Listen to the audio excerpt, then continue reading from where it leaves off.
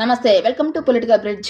కల్తీ లడ్డు నెయ్యి విషయంలో కూటమి ప్రభుత్వానికి అన్ని ఆధారాలు ఉన్నప్పటికీ కానీ డిఫెన్స్లోకి పడిపోయింది అనడానికి రాత్రి నుండి తెలుగుదేశం సోషల్ మీడియా వాళ్ళు, జనసేన సోషల్ మీడియా వాళ్ళు, జోగి రమేష్ మరియు రోజా గారు కల్తీ లడ్డు గురించి మాట్లాడిన వీడియోలు తెగ సర్క్యులేట్ చేసుకుంటున్నారు.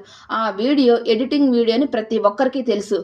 అసలు ఒక బలమైన కేసుని అన్ని ఆధారాలు ఉన్నప్పటికీ ఎందుకు ఇలా ఎడిటింగ్ వీడియోలతోటి ఒక నీరుగార్చే ప్రయత్నం చేస్తున్నారు కూటమి వాళ్ళు?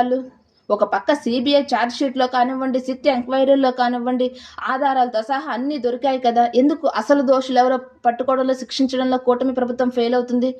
అసలు దోషుల దగ్గరికి ఎందుకు ఎంక్వైరీ వెళ్ళలేకపోతుంది? ఇక్కడ కూటమి ప్రభుత్వం చేతకానితనమే కనపడుతుంది.